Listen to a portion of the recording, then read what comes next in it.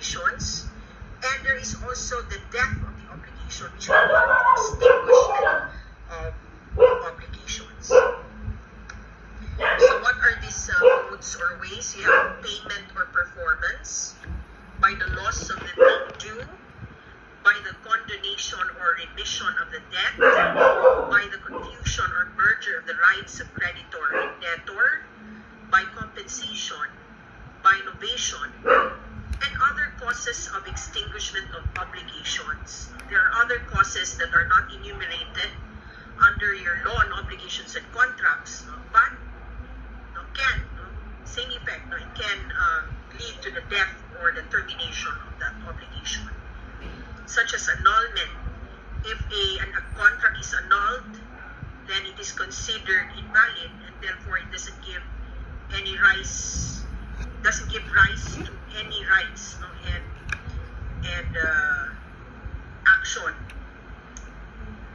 Rescission naman is just like cancellation. Rescission is cancellation. So if the agreement or if a certain obligation is cancelled, then it still, it has the same effect of annulment. Cancellation there is it cancels or it cancels or rescind an obligation. Fulfillment of a resolutory condition. If we go back to our previous discussion, resolutory condition is a condition the happening of which will extinguish, the happening of a condition will extinguish an obligation. Like for example, the example that I gave you is that I will support B until B will pass the board exam. So the happening of a condition of B passing the board exam will extinguish my obligation to give him support. When that condition is fulfilled or it has happened, then it will lead to the extinguishment of obligation. Prescription naman, it's not the medical prescription that you're thinking of. It's a different it's a legal term, which means that when certain act or certain right will either you acquire a certain right or a certain right is extinguished by reason of the lapse of period, lapse of time. Like for example, I know you don't have law on properties. So if a certain person, an unregistered land, a person stays there for quite some time, and there is number of years, it depends if that person is staying there in good faith or in bad faith. Like for example, pupunta na to in good faith for 10 years. So that person can possibly own that land, provided that all the requisites for prescription, acquisitive prescription, are all present. So that person will own the property by reason or by virtue of prescription. But that is acquisitive. But there is also such thing as extinctive prescription. That is when the person loses his right. For example, if there is a time given for you to file a case and you did not file a case, then it leads to a extinction of rights, or because of the lapse, man ang time given or period given provided under the law. Non-obligate naman is death of a party in case the obligation is a personal one. So in case one obligation that is personal is the principal agent relationship. So if the principal then died, either the principal or the agent, then any obligation arising from that relationship is also extinguished, being their relationship being personal in character. Because you don't just appoint or designate somebody an agent when you don't trust that person. Personal, it has personal in character. It is personal in character. Mutual desistance or withdrawal. Kung ikaw, you don't pursue enforcing performance of that obligation, or both parties parties have agreed that they will desist from performing the certain obligation, then it will extinguish that obligation. Arrival of resolutory period, the arrival of the period will extinguish the obligation. So when that time arrives, the period, the date will arrive, then it will extinguish the obligation. Compromise kung nagsabot na dili na lang, no? Mo na lang instead mo utang na 200 pesos, yung 100 pesos na lang, you enter into a compromise agreement and then you pay 100 pesos, the obligation then is extinguished. Impossibility of fulfillment, when the obligation now becomes impossible, and you have already learned that there are two kinds of impossible obligation. You have legal, you have physical, even three, and you also have legal and physical impossibility of fulfillment of an obligation. If, like for example, if the obligation there is,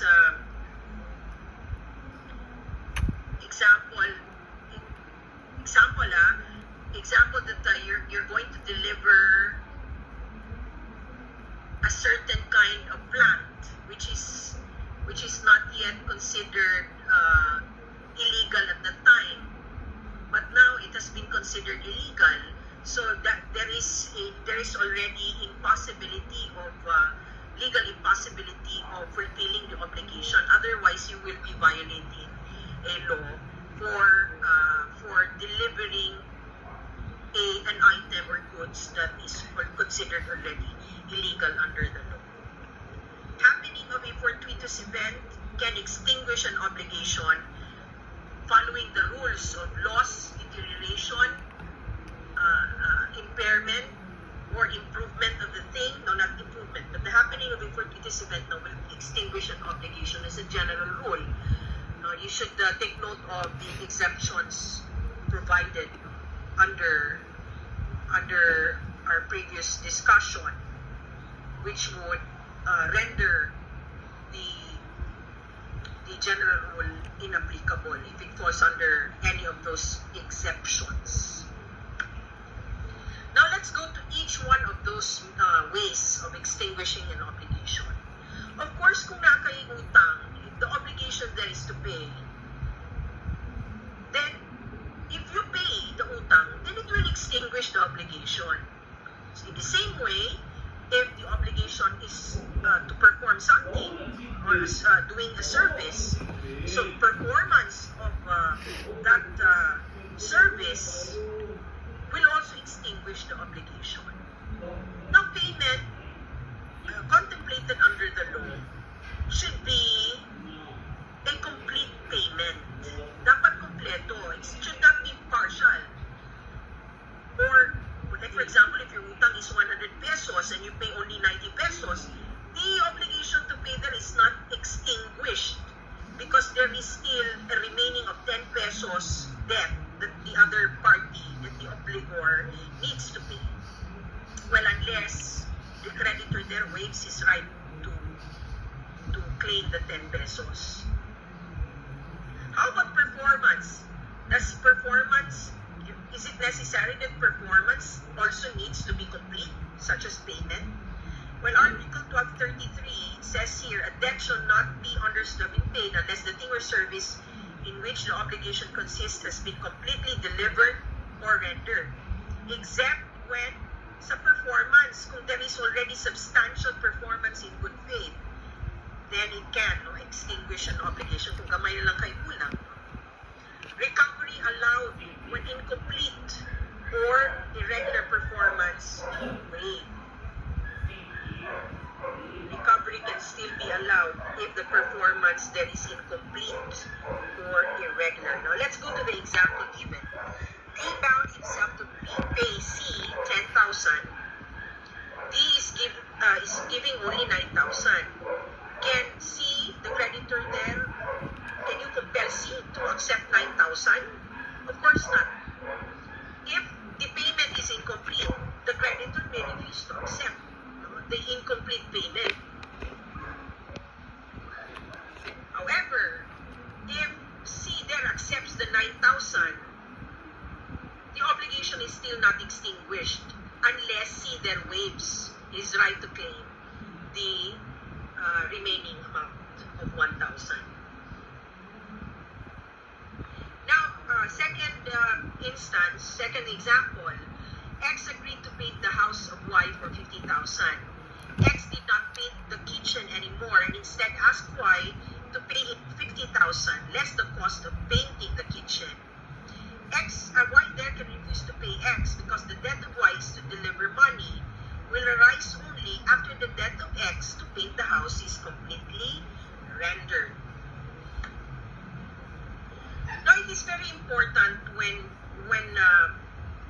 underpayment is you need to know persons from whom the creditor must accept payment. Because the creditor, you thought ang creditor bisag kinsa lang magdawat siya og bayad. Bayad ni M or bayad ni M sa imo C sa iyang utang. But there are rules, no, that are provided under law and obligations as to persons from whom the creditor must accept payment. If any of these person will give payment to the creditor then has no reason to refuse payment. He is bound to accept payment. If it is the debtor that who will pay, or any person who has an interest in the obligation, like for example, kung co-maker or guarantor, is considered a person in interest, has interest in the obligation because he is part. His liability there is dependent on the performance of the personal principal debtor. A third person has no interest, no? Really, wala siya ilabot sa kontrata, but in the obligation, there is a stipulation that he can make payment. So again, the debtor, any person has an interest in the obligation, a third person has no interest in the obligation. When there is a stipulation or agreement that he can make payment, then in this, kanina mga tao, the creditor is bound to accept payment if the payment is coming from any of these three. Now, if you're the debtor, asa sa di mo ibayad ang payment? This is a different situation. Katong ganina, kinsa ang creditor o kinsa ang tao dapat dawaton kang kinsa gikan o kinsa ang magbayad na dapat mag-accept ang creditor. Ito ganina man is person to payment shall be made. Payment shall be made to the creditor asa ibayad ang bayad. The creditor or the successor in interest. So for example, kung namatay ng creditor, then it will be the heir or the estate of that namatay na creditor or assignee, masa i-assign ng utang, or any person authorized to receive it. Article 1244, the debtor of a thing cannot compel the credit or to receive a different one, although the latter may be of the same value as or more valuable than that which is due. You cannot compel the debtor of the thing cannot compel the credit or to receive a different one. It should be, the payment there should be the one agreed upon by the parties. What if it's an obligation to do or not to do? An act or forbearance cannot be substituted by another act or forbearance against the obligee's will. So kung ang obligee or ang creditor agree siya, no, that the obligation to do can be done by the other party other than the obligor, then there's no problem. But if the obligor debtor cannot do it, cannot do an act, the obligee cannot force the obligor to do it, but he will be liable for damages. Now, there's special forms of payment that I have included. With examples are given in the book. Now, there are 4 special forms of payment under the Civil Code. You have the shonin payment or the shonin pago, application of payment, payments, payment by session, tender of payment, and consignation. These are the special forms of payment. Now, dasyon in payment, an example is A owes B 10,000 pesos. And then, B went to A. A, can I pay five exotic plants instead of paying 10,000? And A then accepts it. That's dasyon in pago. Because there is an existing contract there, which is pre-existing contract, which is loan. And then ang isa lang is nag-gibaylo lang ang payment. Instead of money, thing ang gihatag, which is the plant. Application of payments. These are the rules that you need to follow. Kung kinsay una, in what order dapat, or rules, or in what order or preference, kung asa ni mo una dapat ibayad ang utang. The choice will always be with the debtor unless otherwise provided. Now, I want you to read your book on application of payments. You also have payment by session. Si A owes B 10,000 pesos. And A owes B and C 10,000 pesos. And then when the time arrived for A to pay B and C, A there has no sufficient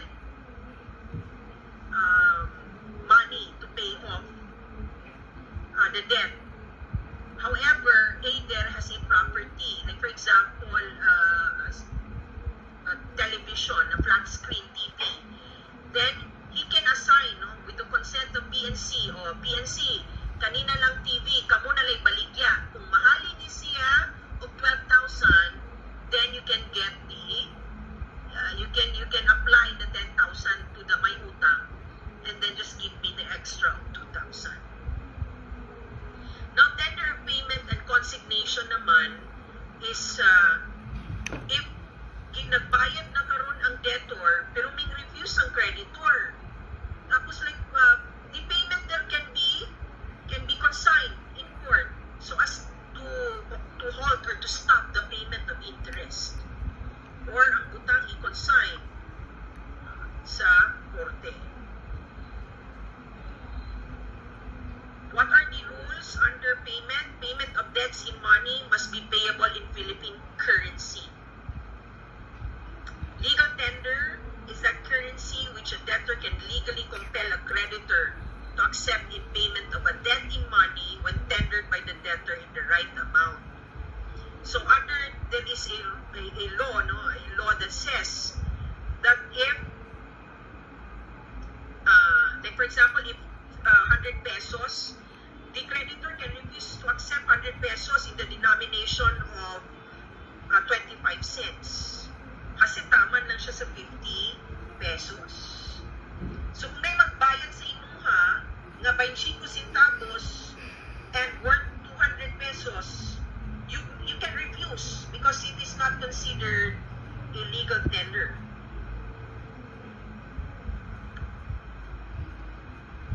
So humanita sa payment, kinsa ang mudawat sa bayad, kinsa hatagan sa bayad.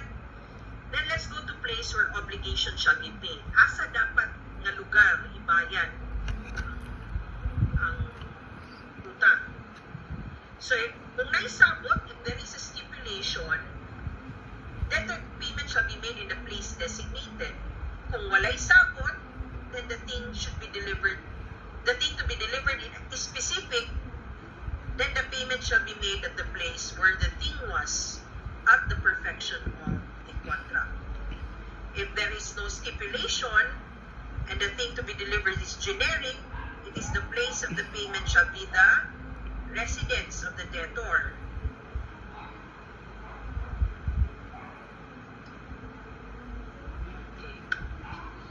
Now, second ways of extinguishing an obligation is by the loss of the thing due. Of course naman, no, if the obligation then is to give, to deliver something, and then nawala ang utang, it can extinguish the obligation. When can you consider a thing lost? goes out of commerce, and or its existence is unknown, or it cannot be recovered anymore. So we've learned that if the thing lost is specific, it will extinguish the obligation. But if the thing is generic or indeterminate, then the obligation to deliver the generic thing will not extinguish the obligation, because generic thing never perishes. You can always look for a substitution of that thing. So what kind of thing, loss of the thing, that will extinguish an obligation? When the thing there is specific. The third one is condonation or remission of debt. Condonation, from the word donation. Remission meaning waiving of the utang. Condonation or remission is the gratuitous renunciation by the creditor of his right against the debtor, resulting in the extinguishment of the latter's obligation in its entirety, or in that part of the same to which the renunciation refers. It is thus a form of donation. Let's look at the given example. May owes Dana 10,000. But Dana here told me, May, di na lang na ako panilan, ako na lang na irigalo sa imo ang 10,000. So that is condonation or remission of the debt. So it will extinguish. It is good as if Dana there donated the amount to me as a gift, not as a gift. Another way or means of or modes of extinguishing is what we call confusion or merger of the rights of the creditor and debtor. So ayaw lang mo ka-confuse, class. By the confusion or merger. So may pasabot kung mag-merge. When you say merge, kung example, if you're creating something, ka-layout ka, if you're going to merge a picture, mahimo siyang isa, right? Doa ka picture, imo isa.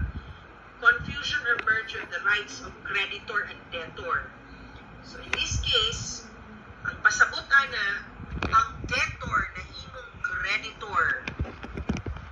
So it will extinguish the obligation. But we will check how will it extinguish the obligation. So confusion or merger is the meeting in one person of the qualities of creditor and debtor with respect to the same obligation. Example here, May the debtor owes Dana, the creditor, 10,000. Si Dana, kapuya naman niya sa 10,000, i-assign niya ang iyang right to Alex. Or Lex, atagin na lang kung 8,000, ikaw na maningil kang May. So Alex there is holding the promissory note. I-assign na po niya kang Greg for the same amount, 10,000. And then Greg assigns it to May. To May, who used to be the debtor. I-assign. Si Greg naman karoon ng utangan kang May. Kaya may utang si Greg kang May. May, dinalain na ako paning ni May. Imo na lang ning promissory note. Naman kay promissory note, nag-issue kang Dina, i-quits na lang. Kaya ikaw, utangan man na gyapon ka kang Dina, kanina lang, instead na magbayad ko sa imo ng 10,000. So there, in that case, May is the debtor and creditor. Therefore, obligation is extinguished. Debtor and creditor to the same obligation of paying 10,000. Compensation. When you say compensation, sweldo. No, it's not sweldo. Now, by compensation, you have a set of offset. Compensation is the extinguishment to the concurrent amount of the debts of two persons who in their own right are reciprocally principal debtors and creditors of each other. It involves the simultaneous balancing of two obligations in order totally extinguish them if they are of the same amount, or to the extent in which the amount of one is covered by that of the other, if of different amounts. So you have a total, excuse me, a situation of total compensation or a partial compensation. Now, total compensation. Example: A owes B the amount of 1,000. However, B owes A also the same amount, and then both debts are due and payable today. Here, compensation takes place. Total compensation takes place. Murag nagbaylo, no? Si A utangan kang B, same amount, due na karon. Si B sa utangan kun sa same amount, due na karon. So dili na sila magsingil. No? Parang sa in our own term, it's quits. Ay, utangan man gyapon ka sa ako, inalam ko bayri. Kato na lang ko ibayad. So that's compensation. Now there are instances, there is a situation wherein dili siya kompleto, dili siya total compensation, but just merely partial. Now A owes B the amount of 1,000, but B owes A the amount of 700. Dili parehong amount. Both debts are due and payable today. Here, the compensation takes place partially, that is, to the current amount of 700. So A shall be liable to B for only 300 pesos. If the debts are of the same amount, there is a total compensation, just like the first example that I discussed.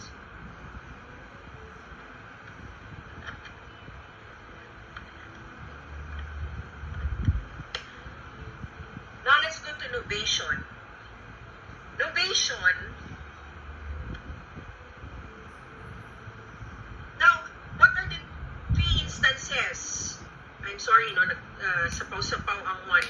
This is supposedly 1, 2, 3. There are three situations where an obligation can be modified or novated. Where the object that is changed or principal condition is changed. Example: Simon agreed to deliver to Ben a car, but subsequently, they have agreed to deliver a diamond ring instead of a car. If you look at the prior agreement, it is the object there is a car. No, karon ilang giusab, no? They change it to a diamond ring instead of a car. So there is novation. Second, when there is substitution. Substituting the person of the debtor. Nag-substitute. Now, substitution is when the person of the debtor is substituted. Simon agreed to deliver to Ben a car, but subsequently, both parties agreed that the car will be delivered by Anna. Si Anna na karon ang debtor or the obligor of the obligation instead of Simon. So there is substitution. Simon is substituted by Anna. Subrogating or subrogation, on the other hand, is different.